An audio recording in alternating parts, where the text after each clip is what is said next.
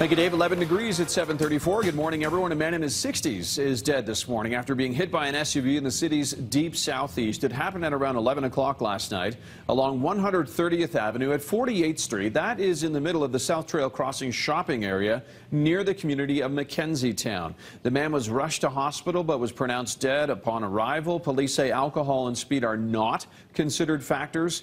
The police traffic unit is still piecing together exactly what led to the pedestrian being hit. A man charged in connection with a killing back in July of this year makes his first court appearance today. It's in connection with a fight between two men on the 3rd of July. The victim is Mustaf Mohammed Hussein. Hussein passing away on Monday this week. 44-year-old Hussein had been in a coma for more than a month before being taken off life support. On Wednesday, 28-year-old Fuad Yasser Ali was arrested and charged with second-degree murder. Police are not releasing the exact cause of Hussein's death in this case. This, by the way, is Calgary's 15th murder of this year.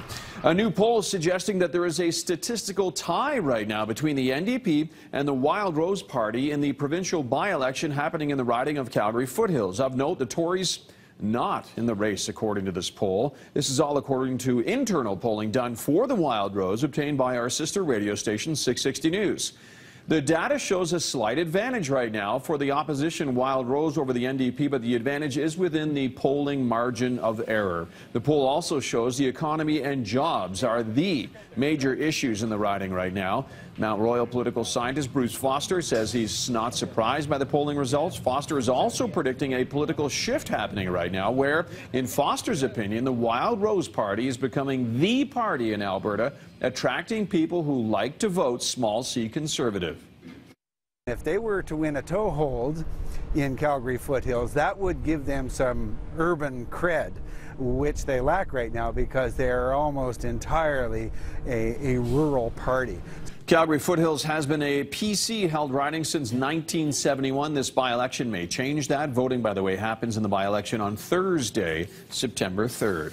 All school zones in Calgary being converted into playground zones now. The transition's happening right now, just as kids head back to class this year. By changing school zones into playground zones, it simplifies the rules for drivers. That's because in playground zones, you cannot drive faster than 30 kilometers per hour every day of the year, not just school days, between 7:30 and 9 p.m.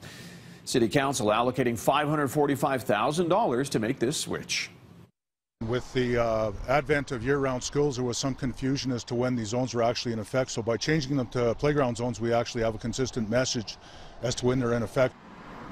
City crews are replacing these school zone signs right now with the playground zone signs. The work is expected to wrap up by the end of October.